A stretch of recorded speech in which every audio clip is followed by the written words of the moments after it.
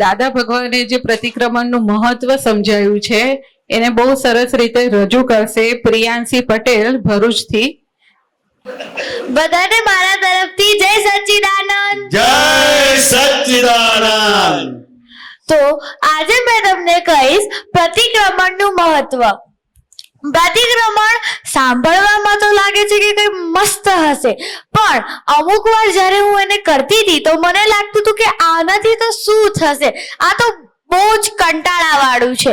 પણ પછી મેં ગઈ LMST માં અને ત્યાં મને એક વાર્તા કીધી જેનાથી મને ખબર પડી કે આ પ્રતિક્રમણનું શું મહત્વ છે. તો તમારે બધા એ વાર્તા સાંભળવી છે? તો વાત હતી જ્યારે મહાવીર ભગવાન આ પૃથ્વી પર હાજર હતા. એ સમયે એક રાજા હતા જેમનું નામ હતું શ્રેણિક રાજા. શ્રેણિક રાજાને શિકાર કરવો બહુ ગમતો હતો. તો એકવાર એ વનમાં શિકાર કરવા ગયા અને ત્યાં એમણે એક હિરણનો શિકાર કર્યો. પણ એમને પછી ખબર પડી કે આ હિરણનું તો એક છોકરું પણ હતું જે એમના જ તીર વાગવાના કારણે મરી ગયું. તો શ્રેણિક રાજા ને અફસોસ ના થયો, એમને તો ઉલટાનું હજી આનંદ થયો કે વાહ મેં તો એક તીરમાં 2 શિકાર કર્યા. પરંતુ એમને ખબર નથી કે આનું એમને કેટલું પાપ ચડવાનું છે.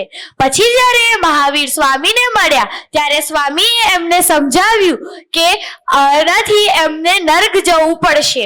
તો રાજા તો બહુ જ ગભરાઈ ગયા અને સ્વામીને કીધું, સ્વામી કોઈ તો રસ્તો હશે જેનાથી મને નર્કથી બચાય. તો સ્વામીએ એમને કહ્યું, હા ચલ મેં તને એક રસ્તો કહું. તારા રાજ્યમાં એક કસાઈ રહે છે. જો એ આખો એક દિવસ કોઈ બી જાનવરનું હત્યા નહીં કરે તો તને નરક નહીં જવું પડે. રાજા આ સાંભળીને પ્રસન્ન થયા અને ગયા મહેલમાં. આદેશ કર્યો સિપાહીને કે કસાઈને લઈ આવો અને કસાઈને કીધું કે તારે આજનો આખો દિવસ એક પણ જાનવરને મારવાનું નથી. કસાઈએ કીધું, ના એવું તો ના થાય મારાથી, મારું તો કામ જ એ છે. રાજાને પછી આવ્યો ગુસ્સો. એમણે એક કૂવામાં કસાઈને ઊંધો બાંધવાનો આદેશ કર્યો અને 24 કલાક સુધી એ કસાઈ ઊંધો ને ઊંધો કૂવામાં લટકી રહ્યો. શું લાગે છે, પાપ ખતમ થઈ ગયું રાજાનું? તો સ્વામી ની પાસે રાજા ગયા અને કીધું, એણે આજે એકેય પ્રાણીની હત્યા નથી કરી, હવે તો મારું પાપ જતું રહ્યું ને. સ્વામીએ કીધું, ના તને ખબર છે એણે કૂવાની અંદર શું કર્યું? કૂવાનું જે પાણી હતું ને એમાં આંગળીથી જ પ્રાણી બનાવતો હતો અને એવું ભાવ કરતો હતો કે હું આમને મારું છું. અને એવી રીતે તો એણે બહુ જ બધા પ્રાણીઓ માર્યા. એટલે તારું પાપ હજી ગયું નથી.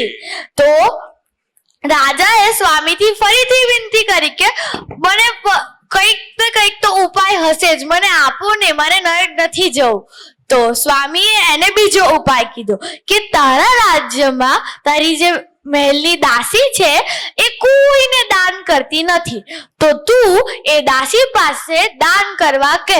જો એ દાસીએ દાન કર્યું તો તારું પાપ પતી જશે. રાજાએ દાસીને બહુ જ બધું સોનાથી ભરેલો એક પોટલો આલ્યો અને કીધું કે જા રાજ્યમાં જઈને દાન કર દે. દાસીએ દાન તો કરી દીધું. પછી રાજા ગયા મહાવીર સ્વામી પાસે અને કીધું, સ્વામી દાસીએ તો દાન કરી દીધું, હવે તો મારું પાપ નથી રહ્યું ને. તો સ્વામીએ કીધું, તને ખબર છે કે દાસીએ શું કર્યું? એ દાન તો આલતી હતી પણ વિચારતી હતી કે દાન હું તો આલતી જ નથી, આ તો રાજા જ દાન આલે છે, એટલે તારું પાપ ગયું જ નથી. તો શ્રેણિક રાજાએ સ્વામીને પૂછ્યું, પણ એવું તો હું શું કરી શકત એ વખતે જ્યારે મેં આ પાપ કર્યું જેનાથી મને નર્ક ના જવું પડત? તો સ્વામીએ કીધું કે એ વખતે જો તે પ્રતિક્રમણ કર્યા હોત તો તને આટલું મોટું પાપ ના લાગત અને તારું નર્ક ટળી જાત. જય સચ્ચિદાનંદ. જય સચ્ચિદાનંદ. બહુ સુંદર, આપણને બધાને કામ લાગે એવી સરસ વાત પ્રતિક્રમણની કરી. ખરેખર આટલું સમજવાનું છે. વર્તન ક્યારેય બદલાતું નથી, પરંતુ પ્રતિક્રમણ, આલોચના, પ્રતિક્રમણ, પ્રત્યાખ્યાનથી એ પાપમાંથી આપણે છૂટી શકીએ છીએ. પણ એ હાર્ટીલી જબરજસ્ત અંદર પસ્તાવો થવો જોઈએ. આલોચના, પ્રતિક્રમણ, પ્રત્યાખ્યાન એ જ મોક્ષનો માર્ગ છે. જય સચ્ચિદાનંદ.